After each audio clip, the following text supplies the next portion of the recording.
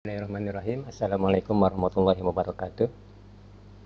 Para mahasiswa yang berbahagia, pada kesempatan ini saya akan mencoba membahas tentang bab 1 tentang pengolahan data untuk data penelitian survei dengan regresi ganda, 2 variabel bebas dan 1 variabel terikat.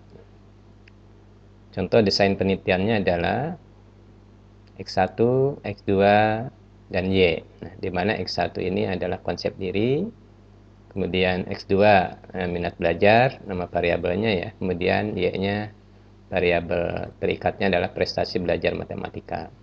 Jadi di sini ada 2 variabel bebas, yaitu konsep diri dan minat belajar, dan 1 variabel terikat, yaitu prestasi belajar matematika. Untuk mengolah data regresi berganda ini, maka terlebih dahulu kita biasanya kita menyebarkan kuesioner konsep diri, ya, kemudian minat belajar, dan tes atau mengambil satu data tentang prestasi belajar matematika. Jadi untuk prestasi belajar matematika ini bisa diambil dari hasil tes ya, atau diambil data sekunder ya. Di sini mungkin diambil data tes ya, nanti untuk variabel terikatnya. Nah, untuk konsep diri dan minat belajar adalah sifatnya kuesioner ya, dia disebarkan. Nah, kuesioner yang disebarkan ini kepada sampel ini adalah kuesioner yang memang sudah divalidasi ya. Baik kuesioner konsep diri, minat belajar ataupun soal tes prestasi belajar, ini semuanya harus divalidasi terlebih dahulu. Maka kuesioner yang mau disebarkan ke responden ini atau ke sampel ini adalah yang sudah tervalidasi. Nah, contoh misalkan di sini ada satu data penelitian ya, hasil daripada penelitian di mana di sini adalah X1-nya. Nah, seperti tadi misalkan konsep diri ya. Nah, ini hasilnya.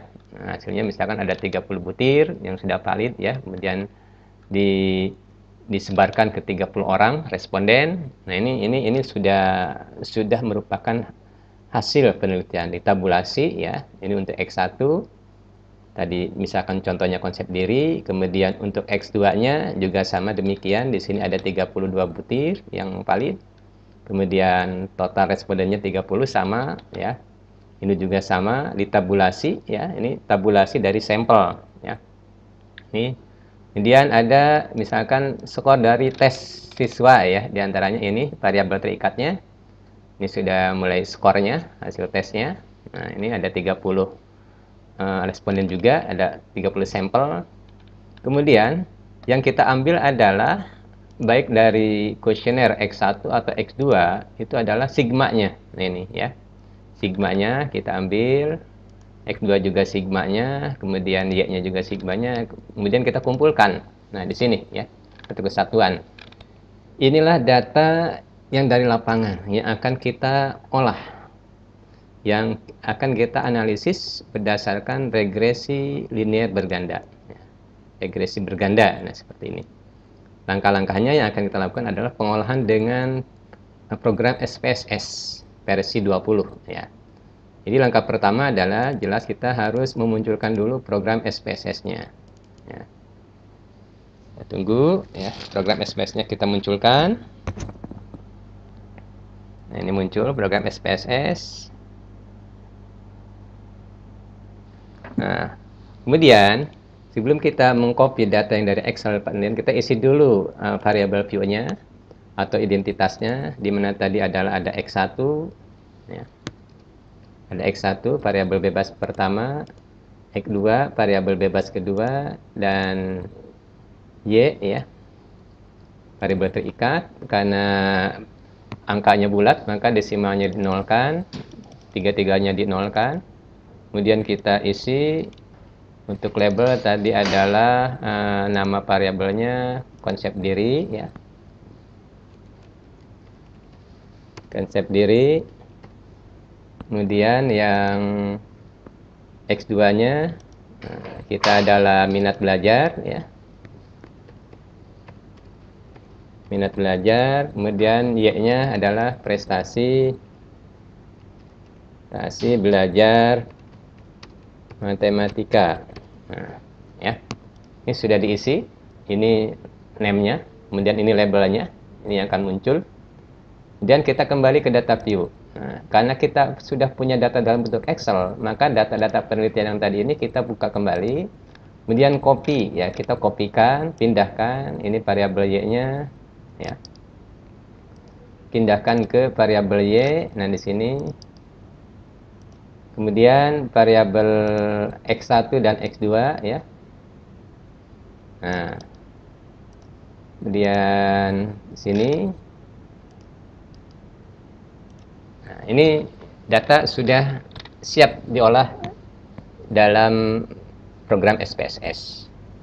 Yang pertama adalah kita lakukan uji hipotesis. Nah, melihat daripada tema ini, yaitu adalah pengaruh konsep diri dan minat belajar terhadap prestasi belajar matematika, maka di sini ada 3 rumusan, ya. Yang pertama adalah pengaruh konsep diri dan minat belajar secara bersama-sama terhadap prestasi belajar matematika. Kemudian yang kedua adalah pengaruh konsep diri terhadap prestasi belajar matematika. Yang ketiga adalah pengaruh minat belajar terhadap prestasi belajar matematika. Jadi di sini adalah yang pertama kita yang ganda dulu, tapi ada beberapa versi juga, mungkin yang parsial dulu, X1 terhadap Y, X2 terhadap Y, baru yang bersama-sama X1 dan X2 terhadap Y. Tidak masalah, itu hanya penempatan saja. Jadi kita menggunakannya adalah yang ganda dulu. Nah, kemudian kita lakukan pengolahan. Ini uji hipotesis, ya, untuk regresi berganda 2 variabel beda 1 terikat. Analyze, kemudian regression. Nah, mana regression, kemudian linear. Klik, kemudian konsep diri dan minat belajar, ini variabel bebasnya masukkan ke independen. Dan prestasi belajar dependen, ya, variabel terikatnya. Kemudian klik OK, langsung. Nah, ini sudah selesai pengolahannya. Nah, dengan ada 4 tabel, ya, di sini yang keluar, tetapi yang kita pakai adalah 3 tabel. Pertama adalah model summary, kemudian ANOVA dan koefisien. 3 tabel ini sebetulnya sudah menjawab 3 rumusan yang tadi, ya. Rumusan pertama, pengaruh X1 dan X2 secara bersama-sama terhadap Y itu dijawab oleh tabel ANOVA. Kemudian rumusan kedua, pengaruh X1 terhadap Y, dan rumusan ketiga, pengaruh X2 terhadap Y, dijawab oleh tabel koefisien. Nah, adapun model summary adalah untuk menunjukkan kontribusi. Nah, ini, ya. Ini sudah nah, ini semuanya kita copy. Nanti kita copy, ya, copy. Nah, cara mengkopinya mudah, kalau mau semuanya dari sini. Bentar. Nah, regression, ya. Atau satu-satu boleh. Copy, ya, atau copy satu-satu aja. Ini klik kanan, copy spesial, image, ya, karena ini versi 20. Kalau yang lain bisa langsung copy aja. Nah, kita pindahkan 3 tabel ini, model summary, ANOVA, dan koefisien ini ke sini. Nah, ini kita udah dikeluarkan, ya. Pindahkan ke Word. Nah, pindahkan ke Word. Nah, hasilnya seperti ini. Nah, saya akan menginterpretasikan dulu, ya. Tadi saya katakan dengan 3 tabel ini kita sudah menjawab hipotesis dari penelitian yang kita ajukan. Yang pertama adalah tabel ANOVA. Tabel ANOVA ini menjawab rumusan pertama, rumusan ganda, yaitu pengaruh X1 dan X2 terhadap Y secara bersama-sama. Yaitu yang kita lihat adalah tabel F-nya, F hitungnya ini. Ya, F hitungnya di sini ternyata 155,080, kemudian sig-nya 0,000, di mana kriterianya apabila nilai sig-nya kurang dari 0,05 berarti pengaruhnya signifikan. Nah, di sini kebetulan sig-nya 0,00 berarti pengaruhnya signifikan. Artinya terdapat pengaruh yang signifikan X1 dan X2 secara bersama-sama terhadap Y. Ini rumusan pertama. Ya. Kemudian rumusan kedua dan ketiga dijawab oleh tabel koefisien. Yang pertama adalah X1, konsep diri terhadap Y, Kemudian X2 minat belajar terhadap Y, rumusan ketiga. Nah, kita lihat di sini adalah nilai T hitung ya. Nilai T hitung. T hitung di sini 2,770 untuk konsep diri, signya 0,01. Nah, 0,010 ini kurang dari 0,05, berarti pengaruhnya juga signifikan. Berarti pengaruh konsep diri terhadap prestasi belajar adalah signifikan. Kemudian rumusan ketiga adalah minat belajar X2 terhadap prestasi belajar terhadap Y adalah T-nya, nilai T-nya 3,171, nilai sig-nya adalah 0,004, ini pun kurang dari 0,01, maka pengaruhnya pun signifikan.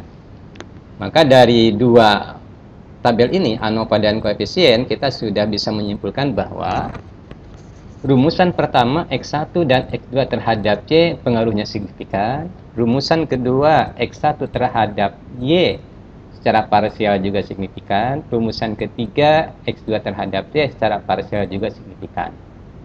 Nah, adapun ini untuk tabel model summary ini adalah yang kita ambil adalah nilai R square.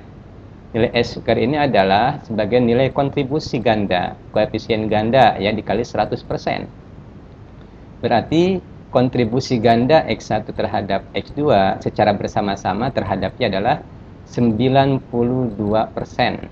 Nah, ya. Adapun nilai korelasinya, korelasi ganda adalah 0,959. Ini mendekati angka 1, berarti sangat kuat ya. Dengan kontribusi 92%. Ini kemudian ada satu lagi yang dari tabel koefisien, yaitu tentang persamaan garis regresi.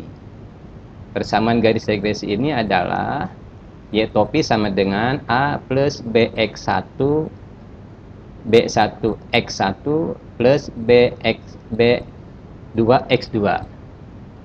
Maka persamaannya adalah Y topi sama dengan min 10,690 plus 0,116x1 plus 0,142x1. Artinya kenaikan satu skor variabel X1 dan X2, maka dia akan meningkatkan terhadap variabel konstanta Y. Untuk X1 adalah 0,116, X2-nya adalah 0,142. Ini untuk persamaan garis regresi. Nah, dari tiga tabel ini sebetulnya secara sederhana sudah bisa menjawab beberapa rumusan yang dibutuhkan. Pertama adalah rumusan uji hipotesis, ya, kemudian kontribusi ganda, korelasi ganda, dan persamaan garis regresi. Berikutnya adalah ada satu lagi, yaitu, nah ini ya ringkasannya. Uji hipotesis pertama tadi ya, terdapat pengaruh signifikan konsep diri secara bersama-sama dan minat belajar. Kemudian juga signifikan konsep diri terhadap prestasi belajar secara parsial. Kemudian ini juga konsep diri terhadap pengaruh signifikan minat belajar terhadap prestasi belajar secara parsial. Nah, kemudian berikutnya adalah kita cari kontribusi parsial. Kalau kontribusi ganda kan 92,%. Pertanyaan adalah berapakah X1 memberikan kontribusi terhadap Y dan berapakah X2 memberikan kontribusi terhadap Y secara parsial. Nah, ini kita harus mencari uji untuk mencari nilai parsialnya. Kita kembali ke SPSS ya, sini kita tambah ya untuk uji kontribusi parsialnya, analyze, regression, linear, statistik. Nah, di sini ada path and partial correlation. Kita centrang ya. Nah, ini centrang, kemudian continue, kemudian oke. Nah, mana yang kita ambil? Ini tabel koefisien yang panjang ini. Nah, ya. Kita copy. Nah, di sini saya udah copy misalkan seperti ini ya. Bagaimana? Nah, kalau tadi misal kontribusi gandanya adalah 92%, maka kontribusi parsialnya adalah kita melihat dari hasil perkalian nilai beta dengan zero order di sini ya. Untuk X1 nilai betanya kan 0,454 dikali dengan zero ordernya 0,943. Nah, ini ya. Dikali 100%. berarti 42,81%. Kemudian X2 minat belajar itu dikalikan betanya 0,519, zero ordernya 0,947, maka dikali 100% adalah 49,15%. Nah, kontribusi parsial ini kalau dijumlahkan, maka akan menjadi kontribusi ganda seperti yang di R square di atas. 42,81 tambah 49,15 adalah 91,96%, dibulatkan 92%. Ini sama dengan nilai R square-nya. Nah, di atas ya tadi. Nah, sama dengan ini. Nah, ini dalam para mahasiswa pengolahan data SPSS ya, versi 20 untuk penelitian analisis data, penelitian survei, regresi ganda dengan dua variabel bebas dan satu variabel terikat. Dengan desain misalkan X1, X2 terhadap Y, baik secara bersama-sama maupun secara parsial. Demikian, terima kasih. Billahi taufiq hidayah. Wassalamualaikum warahmatullahi wabarakatuh.